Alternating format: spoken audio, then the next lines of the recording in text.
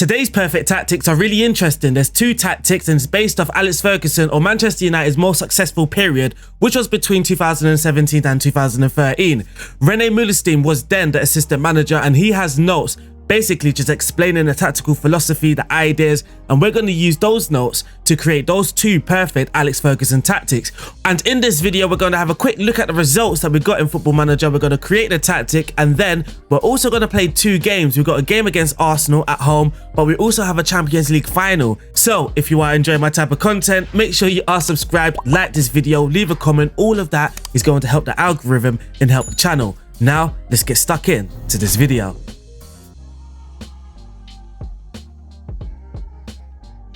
So welcome back, and actually before we get really stuck into things, my laptop was down for a few days and basically I couldn't afford to get it repaired. But a member of the community, Stinger, well, to be honest, a few people in the community wanted to help, but Stinger fronted up and he basically loaned me the money to get the laptop repaired, and here we are. The laptop's repaired and I'm now making videos, all thanks to Stinger. So a big shout out to Stinger. Make sure you are subscribed to his channel as well. The links will be in the description below. But welcome back, and having a look at the results, you can see that Manchester United, we won the Premier League. We played 38, we won 32. We had a goal difference of plus 92 and a points tally of 99. In the friendly cup, it's just a friendly cup, it doesn't matter, but we won that. In the Champions League, you can see that we do have a final. We are the away side, to me that matters in Football Manager, and we are playing against Liverpool. We got knocked out in the quarter-final of the Emirates FA Cup by Chelsea, and in the Carabao Cup, we got knocked out in the quarter-final once again, but this time by Arsenal.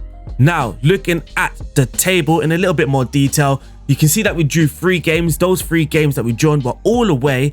One was against West Ham, Villa and Liverpool. We also lost 3 times, 3 of those losses again away from home. So we won every single game at home basically. So we lost to Tottenham, Wolves and Arsenal. We scored 121 goals and we conceded 29, which is the joint best defense in the league. So looking at the stats in a little bit more detail, we scored 121 goals, which we already saw. We did have the most shots for, but when it comes for the fewest shots against, we come in second place. For the best pass completion, we're not in the top 8, but we are very direct. Possession isn't really our thing. For the most tackles won, we are in second place. For the most dribbles made, we topped that table. For the most clean sheets, we come in 4th place with 17. But for the fewest conceded, we are joint first with Liverpool. The top goal scorers, Cristiano Ronaldo scored 47 goals. Is that a surprise? Not really. He only started 31 games, which means he was scoring a goal every 58 minutes. For the most assists, we have Bruno Fernandes, Jadon Sancho and Pogba as the top 3. We have Luke Shaw in the list and we also have Marcus Rashford. So for the most shots for, Cristiano Ronaldo. For the most man of the match awards, Bruno Fernandes and Ronaldo coming in second place. Most key passes, Bruno Fernandes. He had one hell of a season, didn't he? And for the best pass completion, we have nobody in. Actually, we do have Rafael Varane in 8th place. For the most tackles won, Aaron Wan-Bissaka in 1st place, which is no surprise. Once again, Wan-Bissaka is very good defensively. And Bruno Fernandes, I was just about to say Bruno Mars. Bruno Fernandes in 8th place. For the most dribbles made, we do have Aaron Wan-Bissaka. Wow. For the most clean sheets, Dean Henderson, who was the number 1 in 3rd place, and for the fewest conceded, Dean Henderson coming in 2nd place with 28. Moving over the schedules just to see how we fared against the bigger sides. We beat Arsenal 2-0, but we're actually playing this game again. So I saved the game just before this Arsenal fixture, and it's very interesting because up to this point, we both won every single game. So we're going to replay this game anyway. Against Liverpool in the EFL 4th round, we won, we beat them 2-0, but then at Anfield in the Premier League, we got a 1-1 win, a 1-1 draw.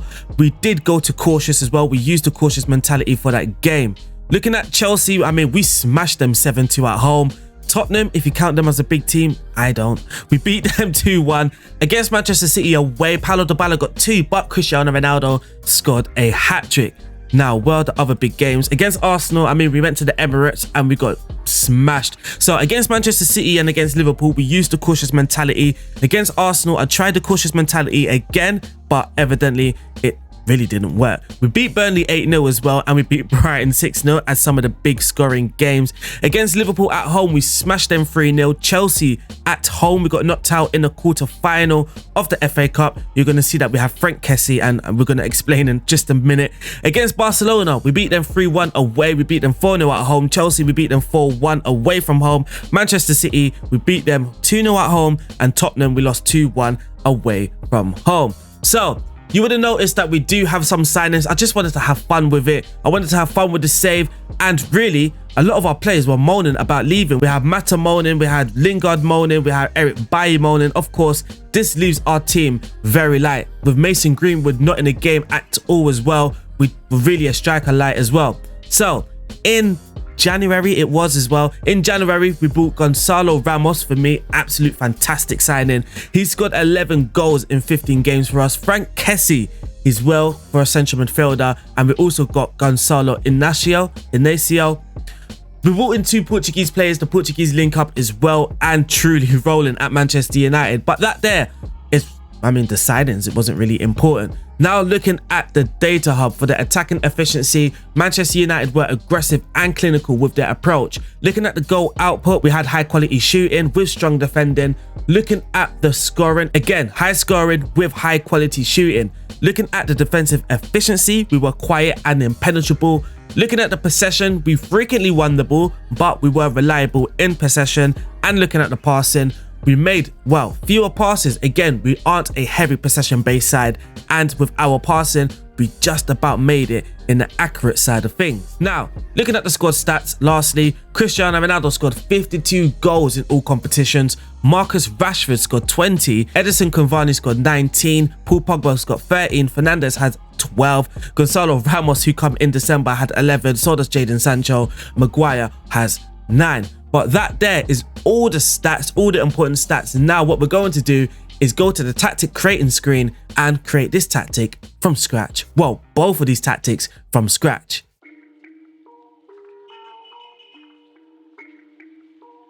Now, interestingly, we can actually start with the team instructions because we do have the philosophy of play written by Rene Meulensteen. Both of these tactics will have identical instructions as well. So as you can see, we have 2 tactics in our tactical slots, and we're just going to set the team instructions in one of them and then just copycat. We're just going to copy and paste it into the second one. And we can start off by looking at the defensive phase. So according to Rene Meulensteen, they have 5 key defensive principles for changing game situations. The main idea set is for Manchester United to press high. They also press aggressively and in numbers. Sometimes they're going to drop back and press in specific areas or on a specific player, which in Football Manager is going to be very difficult to do unless you're game managing. If you're playing a game during the 90 minutes, then you can change your pick of chest, then you can change your line of engagement and your defensive line. I did this on some occasions, but admittedly, most of the time, I just kept it how it was. Sometimes they defended deep to stop crosses and hit teams on the counter attack. And lastly, on set piece, they had to be organized. So there we have the defensive phase of things, and like Rene Meulensteen said, they like to press high, they like to press aggressively and in numbers. So for me, we're going to shift the line of engagement just to higher, not extremely high, nothing OTT or over the top. And for the trigger press, we are set to more often. We're also going to prevent the short goalkeeper distribution as well, just to keep us pressing high and not allowing the opponents to play out from the back. So the reason why I'm leaving the defensive line on standard, which you can shift to higher by the way, but for me, I'm going to leave it to standard just so we can have a mixture of defending deep and pressing high.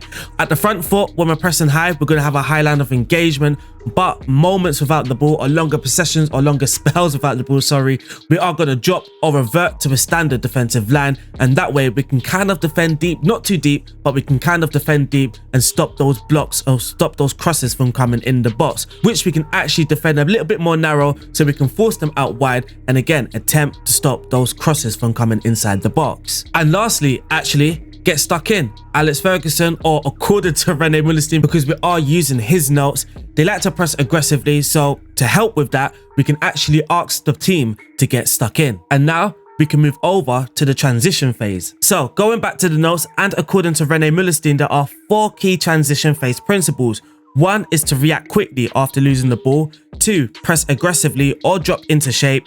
After regaining possession, launch quick counter-attacks and attack at speed with many forward runs into available spaces. It's quite clear that Sir Alex Ferguson liked to be the dominant side during the 90 minutes. He likes to keep the pressure up as well. And when possession has been lost, we will counter-press to try and regain possession soon after losing it. Also, when the possession has been won, we are going to counter-press and get those players in space as soon as possible. Also, forward as soon as possible as well. When the goalkeeper's in possession, I mean, you can mix this up, I mixed this up, but I did mainly just distribute the ball to the centre backs. Sometimes the goalkeepers have a mind of their own. No matter what, I did tell him to pass it shorter, I did tell him to take fewer risks. We also have play out from the defence, but I mean, the goalkeeper sometimes just likes to hoof the ball. So when the goalkeeper's distributing the ball, mainly he can look to the centre backs, but he can also kick it long. And in this tactic for the Manchester United one, I mean, it doesn't really matter. If I was doing a heavy possession-based tactic, then I probably would be annoyed. But we are being a little bit more direct. We are trying to get the ball from back to front as soon as possible. So the goalkeeper kicking it long at times, I mean, it's not going to hurt, is it? But that there is the defensive phase, the transition phase, which leaves the attacking phase last for us to do. And now, I mean, that's what we're going to do. So we're going to click in possession and we're going to have a look at Rene Meullensteen's notes. So here, there are 6 key attacking principles. 1, control possession always with purpose. 2, think forward, look forward, play forward. 3, keep knocking on the door, keep creating chances. Number 4, create rhythm, maintain or change the rhythm. Number 5, speed, power, penetration and unpredictability. Lastly, score, gain control and momentum. Now the attacking phase just sounds like absolute fun, and to be honest, this is where a lot of the fun in the tactic comes from. In possession, when you're going forward, you see some nice movements, nice interchanging, nice overloads as well, attacking overloads of course, and of course we score plenty of goals. As you saw, Cristiano Ronaldo scored 47 goals. And we can start with the mentality. Of course, we're going to be attacking. We want to keep knocking on the door. We want to be offensive. We want to get players further forward, and the attacking mentality for me just suits perfectly. We are going to be playing out from the defense. Now this helps us keep control. Now, we're not going to be a heavy possession-based side, but we do want control of the game, especially in possession. We don't want to just keep kicking the ball forward, and if it comes back, I mean, the game could just be ping-pong at that point. So we are going to be playing out from the defense, but also with the passing directness, we've just knocked it back once to shorter, again, helping us gain control of the game. But with the tempo, we've gone extremely high, so we can have things happening at a quicker tempo, get the ball back to front as quickly as possible as we can, if that makes sense. I don't know why that was in my head. But also with the tempo, and like we said just moments ago, think forward, look forward, play forward. With the tempo on extremely high, this is exactly what they're going to do. With the passing directness, they actually might pass it sideways. They might pass it sideways on occasions, but with the tempo on extremely high, they do want to get the ball from back to front at a very high tempo. We're also going to pass the ball into the space. This is going to help us hit teams on a counter attack. This actually would help us with a few things: to play forward, to pass into players' path rather than interfere, and this could help us utilize some players' pace as well. And lastly, for penetration. We also have run at defense, which I will explain why in literally just a few seconds. And for the creative freedom, we do have be more expressive for that unpredictability. Now for the run at defense and for the be more expressive as well, for the pass into space, we have some more notes, which is really going to help us understand why we have chosen these instructions. Now looking at this, we can see that Manchester United's high speed of play is very important. The speed, power, penetration and unpredictability. Now looking inside some of these boxes, looking at speed, it's also notes about his training sessions as well, how he set up his training. But for the speed, you can see that the ability of attacking players to run past opponents is important. One touch into play, give and go, movement and runs in behind. That's how they utilize the speed. Now for the power, it's all about the strength of players to overcome challenges, powerful runs to go past or in behind defenses, which is why I'm using run at defense, and dynamic, powerful and quick reactions in the transitional phases, again, which is why we're using counter and pass into space. For the penetration, forward passes or carrying the ball into space in front of you, again, run at defense. Play through the opponent's midfield and defensive lines, pass into space can help with this. and forward runs in behind the opposition's defensive lines. That was for penetration, and lastly for the unpredictability, quick 1-2 touch combinations with good movement and runs in behind, switch play to change the angle of attack for chance to create 1v1 or 2v2 situations, and lastly the ability to beat opponents in 1v1 situations through speed, skill and disguise. Again, the reasons for run out defense and be more expressive. Now, a lot of these notes are also training notes, but what happens in training, of course, they want to try and train that to put in practice for game situations on the weekend. For the tempo, it's all about changing your rhythm, like we said as well earlier, and I actually did start with higher tempo by default, and this just gives me the ability to change the tempo in game, whether I need to go a bit more higher or I could just drop it back down into the minimum, or into middle, sorry, not the minimum, into the middle, into default, which would be standard. So by default, it's on higher. During the games, you can switch it to extremely high to try and change that tempo. If you want to be that realistic, you can just try and change the rhythm, or you can bring it back down to standard for the tempo. And that there actually wraps up the team instructions. So what I'm going to do now is literally copy and paste this into the second slot, and we're going to have 2 tactics, well, the base of 2 tactics, and then all we've got to do after that is work out the player roles and the exact formation that we're going to go with. So let me copy and paste that and then get to the second part of creating this tactic. What am I talking about?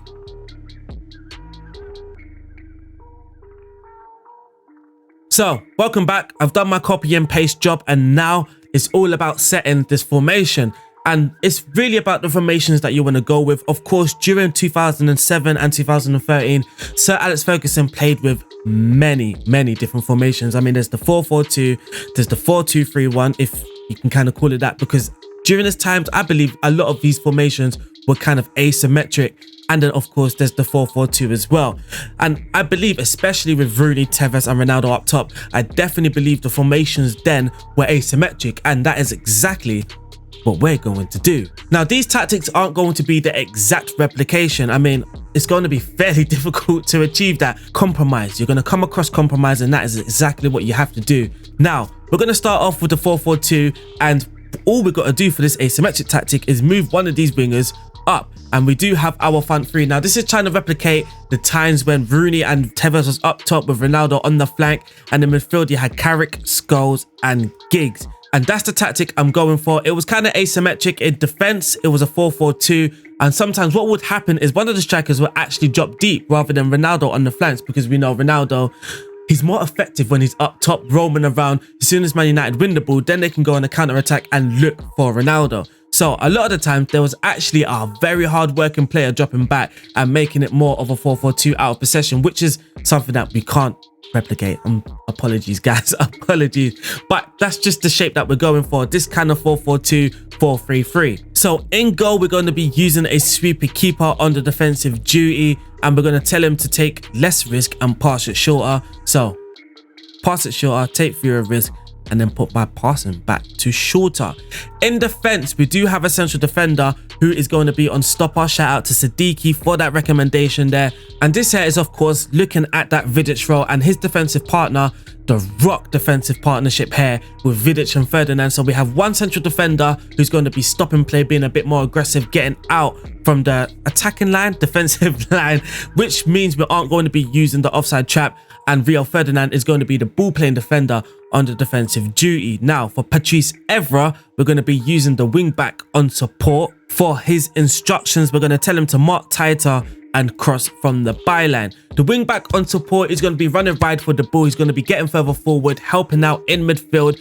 Really, you do this or use this when there's no wing support. We do have a winger out wide, but for the moment, because when we do change his role, he's going to be a midfielder that actually just into the central midfield a lot. So we're going to be using a wing back onto supportive duty, basically operating down this flank, getting further forward for that Patrice Evra role. And for the right back, it's kind of the Gary Neville, Wes Brown, but he's not going to be as offensive. He kind of is just as offensive because he's getting further forward, but you can ask him to sit more narrow to kind of give the backline a bit more defensive structure. If the wing back gets further forward, this one can be a bit more narrow rather than out wide and creating gaps in between the defenders. Now, in midfield, for the Michael Carrick role, which is going to leave it on the central midfielder on the defensive duty. A lot of people are going to be wondering why not using the playmaker role. And Actually, a funny thing about the playmaker role in Football Manager is they are a focus point whenever you use a playmaker, and this stems back to the previous versions of Football Manager.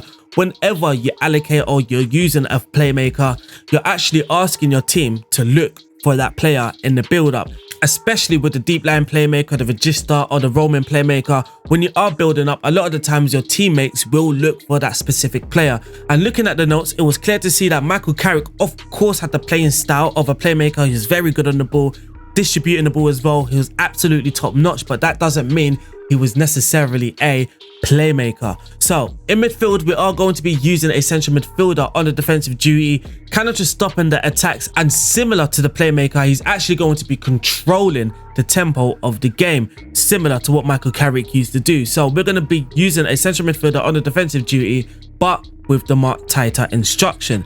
His midfield partner, who would be Paul Scholes, I guess, in the situation, he's going to be taking more risk and also marking tighter. Again, Paul Scholes was kind of a playmaker, someone that had excellent technical ability, and the central midfielder, he's going to kind of balance out his attacking and his defensive responsibilities, but we can also or always ask him to take more risks. So once he has the ball, he's going to be looking to play those low percentage passes anyway, trying to get the ball to one of our dangerous attackers. Now for that Ryan Giggs role out on the left mid, interestingly, we're going to be using a role that I don't think I've used so far in Football Manager on the flanks, which is a playmaker. We're going to be using a wide playmaker on support, and like I said earlier, he's not going to be really supporting out on the flanks. Whoops, what am I doing there? He's going to be roaming around, drifting back into central midfield. Again, similar to what Ryan Giggs used to do, because by this time his legs were gone. He was no longer that natural winger that we knew that Ryan Giggs was, getting up and down the flanks, running down the byline, getting towards the byline, putting those crosses in or going towards goal. Instead, he was kind of a more stationary winger, but someone that also liked to drift into the center of the pitch as well. And just like everybody in this team, apart from the central defenders, he is going to be marking tighter. Now, for that Cristiano Ronaldo role, we are going to be using an inside forward under attacking duty. Funnily enough, I didn't even use Ronaldo as the winger in this tactic. Of course, Ronaldo's legs are gone as well. He is, what age is he? By the way, he's got 17 goals in 8 games. He's 36. I mean, he doesn't have the work rate, the teamwork. There's no point putting him out on the flanks, is there?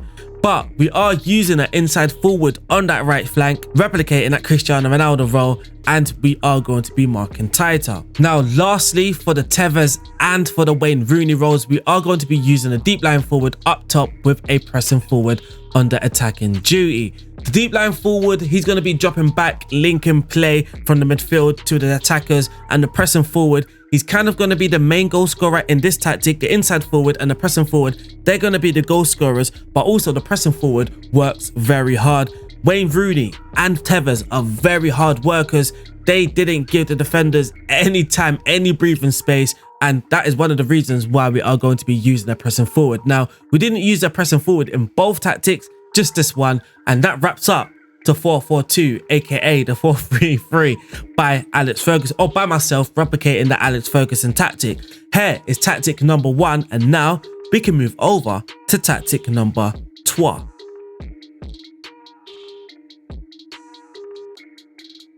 Now, looking at Rene Meulenssteen's pattern of play notes, it was clear that Manchester United attacked in a 4-3-3. And again, we're going to create something asymmetrical. So what we're going to do is move this winger up onto the left flank. So again, we do have our attacking 3.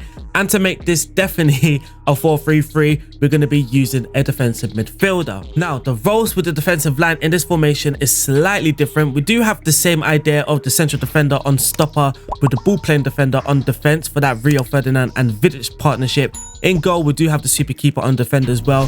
The team or the player instructions, sorry, are also going to be the same. But for the fullback on the left, this time we're using a fullback under attacking duty. Again, that Patrice Evra role. And like I said, the instructions are going to be the same. Apart from the right back, because the right back does have get further forward, run wide with the ball, and also marking tighter. But again, we do have that very evident idea of Patrice Evra, the more attacking or the more offensive fullback than the right fullback, which at this time could have been Wes Brown or Gary Neville. In defensive midfield, we do have a defensive midfielder on the defensive duty, trying to replicate that Michael Carrick role again, and similar to the first tactic, it's basically the same role, but this time just in that defensive midfield position. And what should happen as well, especially when we're playing out from the back, and again, just like the notes from Rene Meulensteen, the defensive midfielder, which would be Michael Carrick, likes to drop deep to make this more of a back three, and this allows both fullbacks, not just one of them, but both fullbacks, to push further forward, and then we kind of have this shape here. In central midfield and for the Paul Scholes role, again, he's just going to have the identical role and instructions that he did have in the 4-4-2. So we're going to be asking him to mark tighter and take more risk. But for Ryan Giggs,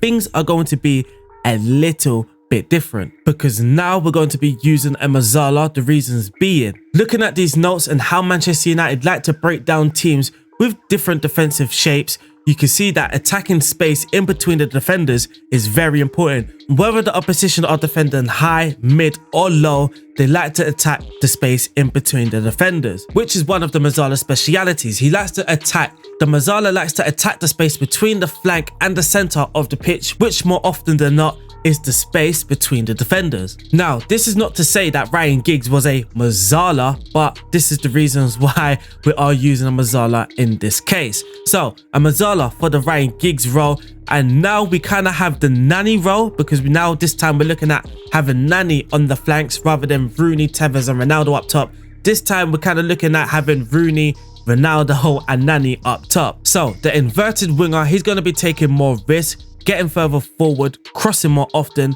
and taking... Actually, no, he's not going to be getting further forward. He's going to be roaming from his position. So for the inside winger, inverted winger, mark tight, roam from position, take more risk and cross more often, which leaves us to the two strikers up top. And again, this is where I had to compromise big time, because Ronaldo was on the right of the front three, I believe. Again, if we're looking at these notes written by Rene Meulensteen and what they attempted or trained in their training sessions, Ronaldo often was on the right hand side of this attack, and then you had, of course, Wayne Rooney in the middle of the attack. But on Football Manager, this kind of leaves it unbalanced, kind of. So we do have the advanced forward in the middle, the Ronaldo role, and then we do have the Wayne Rooney role out on the right side. So the deep line forward, he can drop deep and it doesn't really leave this right side exposed. Using the advanced forward on the right hand side, it was kind of similar. He kind of operated as a right winger, but he just didn't have the link up abilities, of course, that the deep line forward would have. So this here wraps up the 4-3-3. Of course, we do have Mark Tighter there and Mark Tighter on the advanced forward as well. And that there is the 4-3-3 and the 4-4-2 all wrapped up. We have two of these tactics, the two perfect tactics. One's a 4-4-2, one's a 4-3-3. In all truth, I mean, both of them could be passed as a 4-3-3. But that there is the tactic all wrapped up. In terms of the team selection, it was rotated heavily. At this point, because we do have the game against Arsenal, and as you can see, we've won every game up to this point, and so have Arsenal. If we go to the Premier League, we've both played 7, we've both won 7, so this will be a tasty game. And the team throughout the whole season was rotated. Ronaldo sometimes played as the right winger, mostly up top though. Edison Cavani sometimes as the pressing forward, sometimes as the deep lying forward. Pogba played a lot on the left hand side of midfield. I mean, it was heavily rotated. Jadon Sancho again played on the left of midfield, or he played on the right wing. So did Lindelof. Imagine that. And so did Lingard. But now we're going to get into this Arsenal game. Hopefully we win. And we're going to see how this tactic plays out. But we're going to play two games. We're going to play this Arsenal game, and we're also going to play the Liverpool game. So let's get stuck in.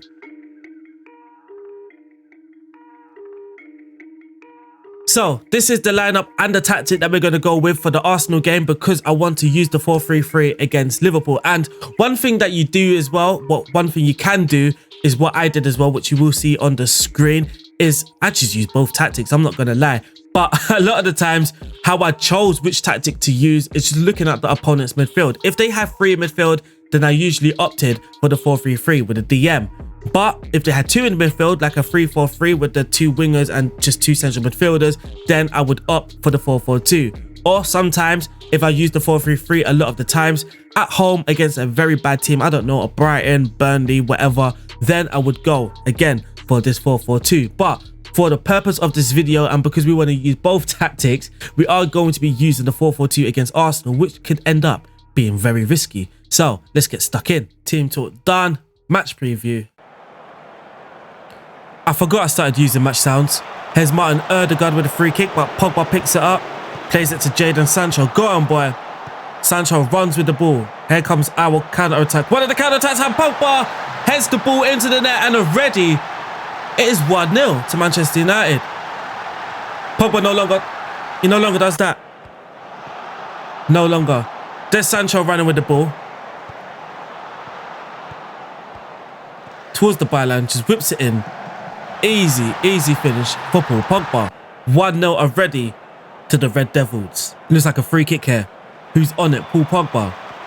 Whips it. Oh, unlucky. Aaron Wan-Bissaka. Scott McTominay.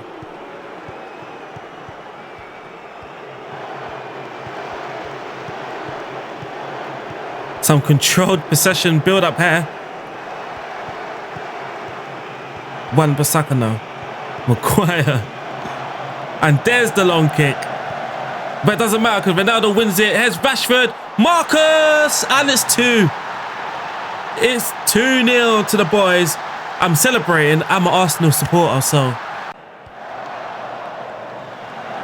It's a long kick by Dean Henderson. Ronaldo wins the header to Rashford.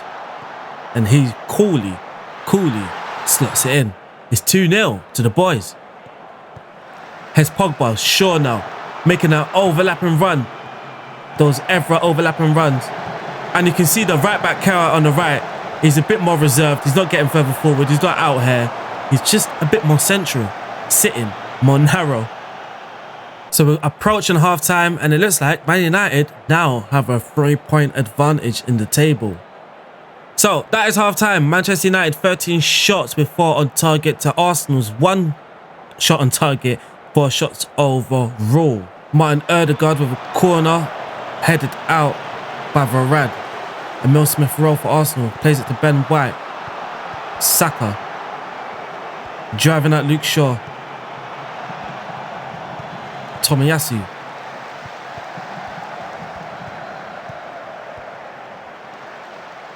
We could do a little bit better trying to win the ball here. We're a bit slow at getting to them. Very slow. And there is the dangerous overload in midfield against us.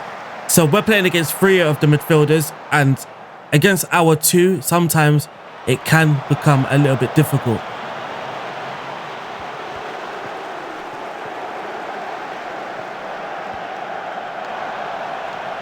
That was a weird save by Henderson. Let's change the rhythm. What a silly free kick that was. That was quite ridiculous. And there's Xhaka. Oh my God. It really was a silly free kick. Bruno Fernandes. And Rashford. And Arsenal. Oh no. Oh no. The defenders are appealing. Goal awarded. And Man United restore their 2-goal advantage. Here's Bruno Fernandes with a corner now. Whips it in. Varane off the bar. Off the bar.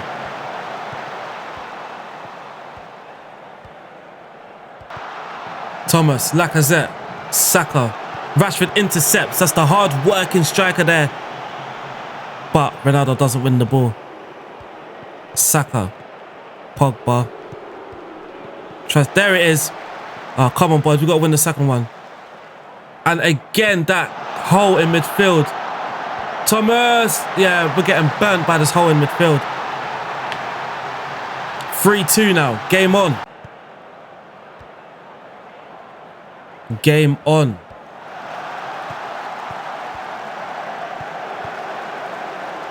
Poor goalkeeping, man. Here's Henderson with a free kick. Harry Maguire, Scott McTominay, Varane. Bruno Fernandes.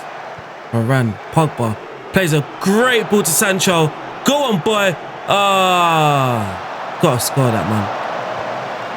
And that wraps up that game. I mean, we were the winners. Comfortable winners. We won the game 3-2. The scoreline doesn't suggest it was comfortable, but looking at the stats, we had 10 on target. The XG 2.34. We kind of overperformed the XG as well, but we should have won that game.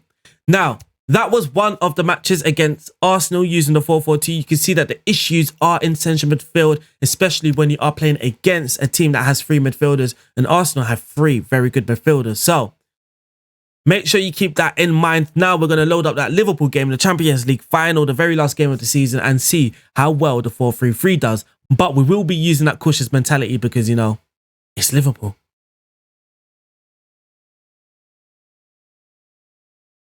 So now here is the game against Liverpool, and this is the team that we're going to go with. We're going to put Ronaldo in the middle, Pogba, Fernandes, Kessie. Yep, Inacio as the left back because Luke Shaw is not well. And this is the team that we're going to go with. Frank Kessie, the new signing, Inacio, the new signing as well. A couple of the new signings. We're going to use the cautious mentality. Dean Henderson's injured for this game. That's a shame. That is a shame because De Gea is on his way out as well. Man United are a fun team to use on this game. He's joining Lazio. Crazy. But let's get stuck into this game. Hopefully we don't get smashed. Hopefully we don't get absolute battered. God knows what Liverpool's going to turn up today. Glory, glory, Man United. Glory, glory, Man United. Liverpool started with 2 shots and 2 on target. This is the type of Liverpool that's just, oh my God. Look, they're just getting everything on target. It's Trent now. Mo Salah. They've been getting everything on target, so now I'm scared whenever they have a highlight. Oh my God, keeper. Get in the game. We have made it to half-time with 0-0 is the scoreline. Let's get back to the second half. Let's try and motivate these lads. I mean, fairly boring Champions. Oh, no. Oh, my God.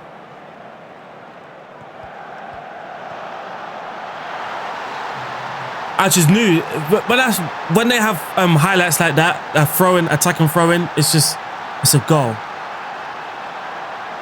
Ridiculous. That must be a bug because a lot of goals come from that. That's how I knew it was a goal straight away.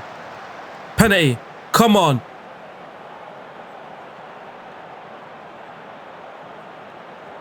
The referee's going to VAR. The referee's going to VAR.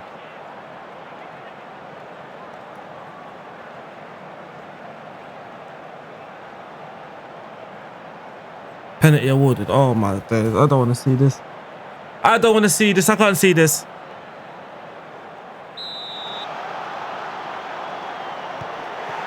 Oh my God. Oh my days. He's made a bit. Oh, this keeper's is. Oh, this is a rip-off. This is a rip. I hit the bar now. Oh, this is ridiculous. This is ridiculous. This is ridiculous, man. It's a Liverpool's day. There's nothing I can do about this. Bruno Fernandes, come on. We're putting the pressure on Pogba. Oh, my God. Come on, Football Manager, man. They've just given this to Liverpool. They've given this to Liverpool. That is ridiculous. Oh, my days. Ronaldo missed his only penalty of the whole season in the final. Imagine that. Oh, my God. Well, that there, I'm not happy. Sorry, guys. That's really annoyed me, man.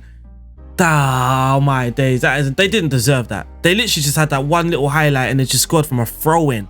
Oh my God, that's annoyed me. But unfortunately, that wraps up this video, guys. I hope you guys have enjoyed it. I have enjoyed every single part of that video apart from the last match. I hope you guys have enjoyed it. I'll speak to you guys soon. Don't forget, if you enjoy my type of content, make sure you are subscribed. Make sure you like the video, leave a comment, all of that good stuff. I'll see you guys soon. Stay safe, peace out, and God bless Stinger FM.